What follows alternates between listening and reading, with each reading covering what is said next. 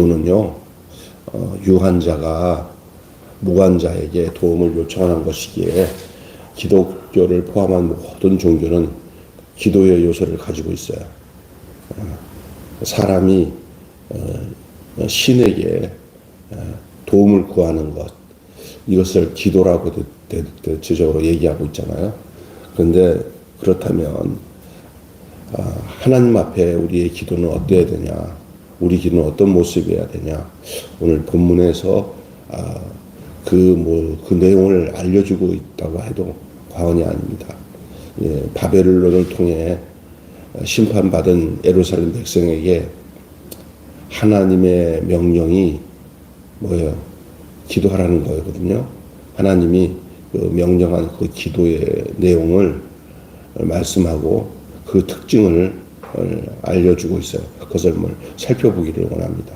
하나님이 말씀하시는 예루살렘 백성들, 심판받은 예루살렘 백성들, 포로로 끌려가는 유다 백성들, 그 백성들에게 하나님은 어떻게 기도해야 되는지를 말씀하고 계십니다.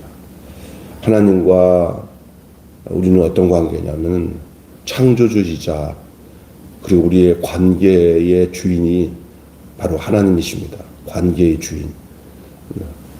하나님은 창조자이면서도 그냥 그걸 만들어 놓고 땡이 아니라 하나님이 만들어 놓고는 그 다음부터는 계속 우리와 함께 소통하고 교제하시게 되었습니다. 그런 교제가 이루어지면 하나님과의 관계가 이루어지는 건데 거기에 하나님은 언제든지 주인이 되셨어요.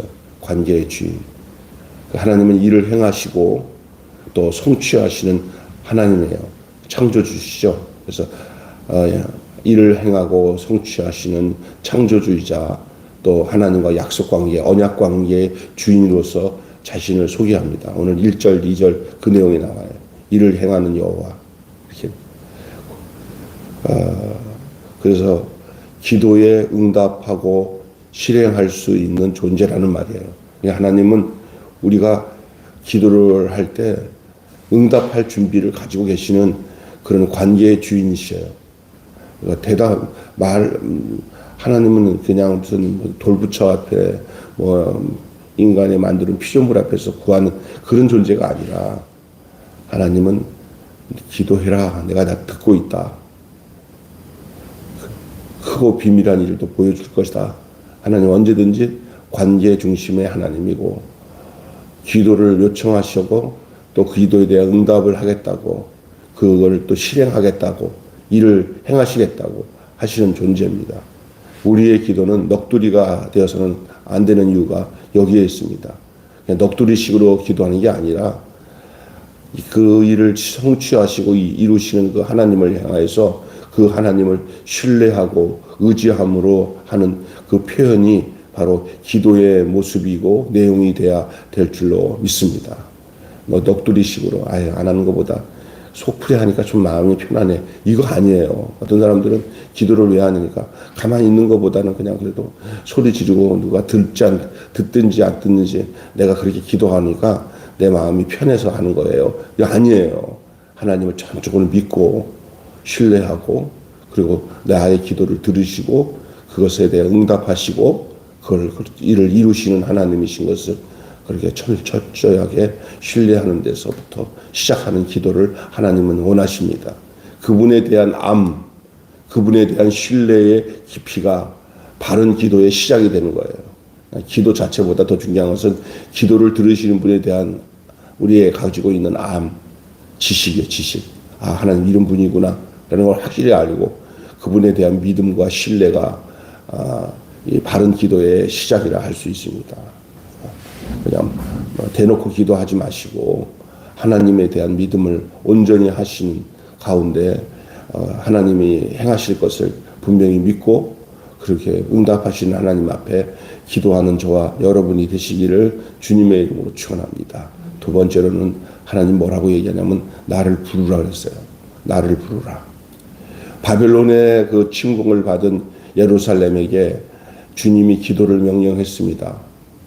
단순히 간절하게 외치라는 말은 아니에요. 죄를 심판하는 상황이었기에 그 명령은 회개의 삶을 전제로 하고 있습니다. 그래서 이 기도의 본질은 우리의 요구 관철이 아닙니다.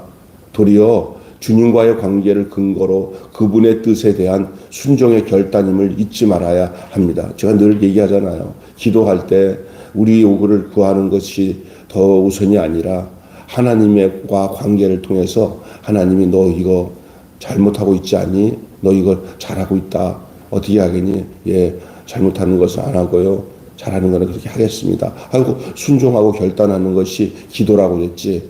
무조건 내 사정, 내 형편만 하나님이 알아서 응답해 주셔야 됩니다 하고 막 난리치는 건 기도가 아니라고 했어요. 먼저 기도는 쌍방 간의 관계 속에서 이루어지는 것이 그냥 하나님은 목석처럼 그냥 듣든 맞든 말든지 내 할 말만 하겠다 하는 게 하나님께 부르짖고 기도하는 내용이 아니라 하나님의 존재를 분명히 믿고 또 당신이 내게 원하시는 뜻이 무엇인지를 요구하는 것을 내가 수용한 다음에 그것에 대해서 내가 그렇게 결단합니다라고 하는 차원에서 하나님을 부르고 외치고 하나님께 나의 형편과 상황을 그대로 진솔하게 얘기하는 것은 그 다음의 관계 속에서 나타나는 내용이에요. 그래서 우리가 잘못하다가 보면은 막 부르짖고 떼쓰라고 하는 것이 잘하는 건 줄 알고 그렇게만 하는데 그 이전 관계에 하나님이 나에게 원하시는 뜻이나 명령이나 요구는 전혀 상관하지 않고 내가 내 것만 가지고 부르짖고 기도하는 것은 독백에 불과하고 그냥 허공에 외치는 거와 마찬가지예요. 예, 하나님을 정확하게 알고 하나님을 향해 부르짖는 저와 여러분이 되시기를 주님의 이름으로 원합니다. 그래서 우리 하나님은 나를 부르라 그랬어요. 다른 걸 부르지 말고 네 자신을 부르지 말고 네가 좋아하는 어떤 우상을 대상으로 부르지 말고 나를 부르라. 나 여호와를 찾으라. 나 여호와를 부르라 말씀하고 있습니다. 기도는 뭡니까? 하나님이 우리에게 은혜의 초청을 하시는 거예요. 기도는 은혜의 초청입니다. 주님이 멸망 직전에 백성에게 회복의 약속을 두 번 제시하고 기도를 명하죠. 심판을 행하면서도 자비를 베풀려는 마음이 주님의 마음, 하나님의 마음입니다. 기도는 죄인과 연약한 자들을 향한 선물이기도 합니다. 또 기도응답을 당연한 것으로 여기지 말고 기도응답에 대해서 늘 감사하는 마음과 겸손과 감사로 주님 초청에 응하는 것이 우리의 기도가 되어야 돼요.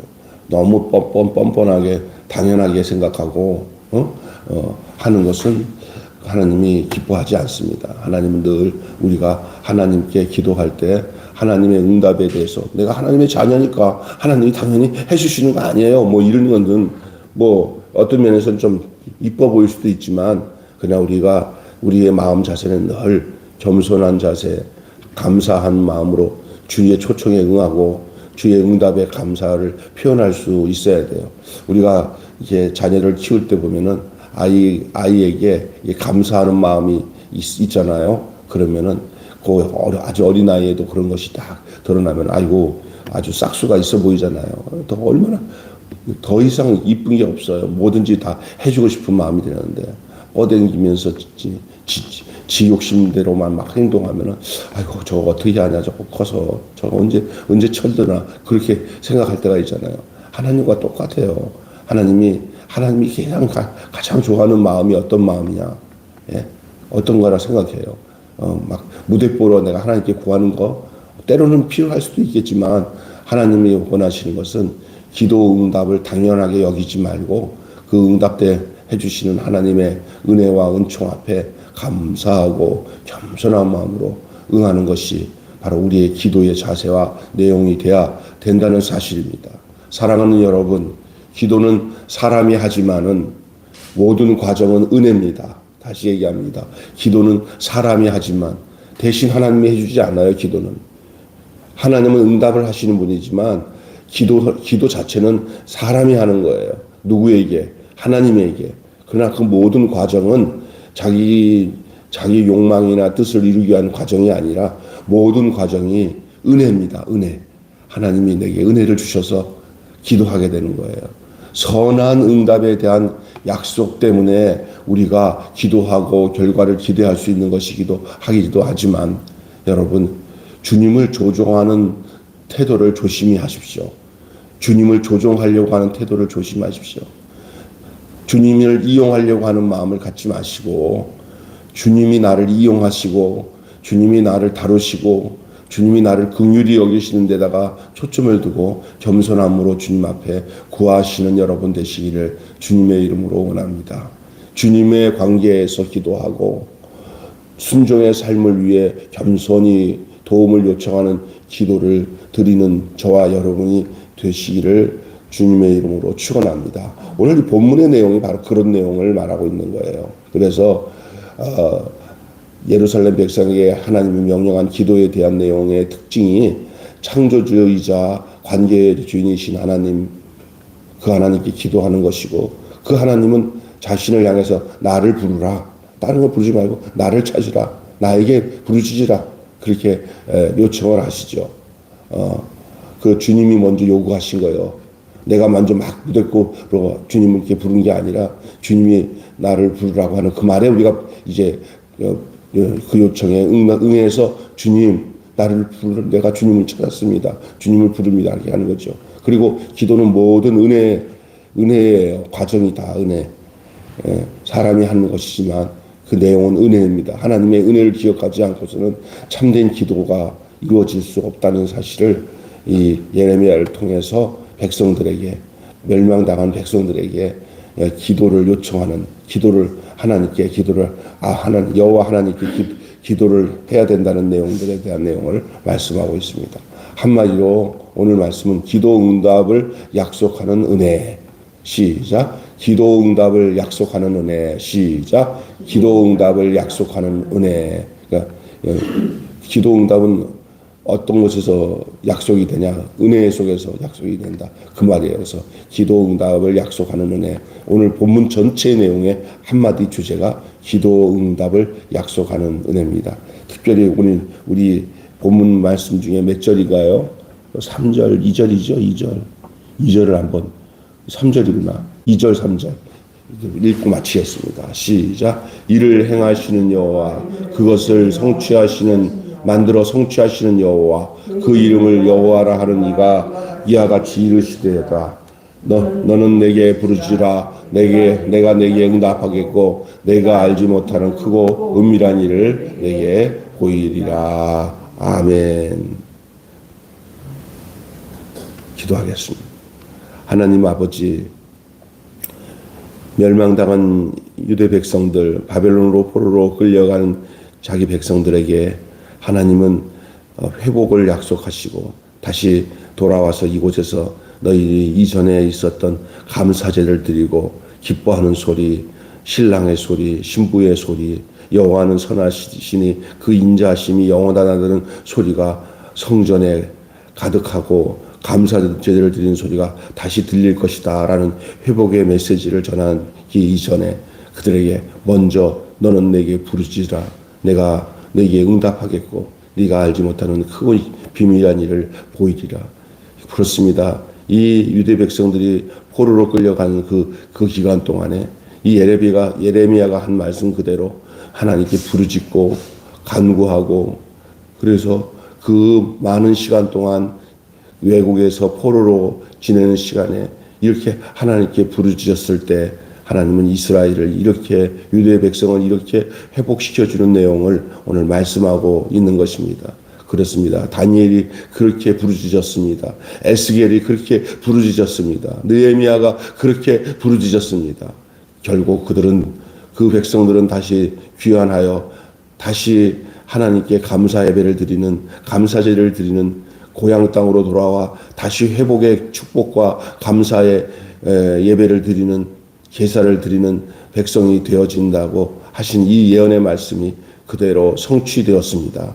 하나님, 우리도 마찬가지로 무슨 어려움이 있을 때도, 힘든 일이 생겨도 하나님께 좋은 바른 관계를 통한 간절한 간구의 기도를 드리는 일을 끊이지 않도록 인도하여 주시옵소서.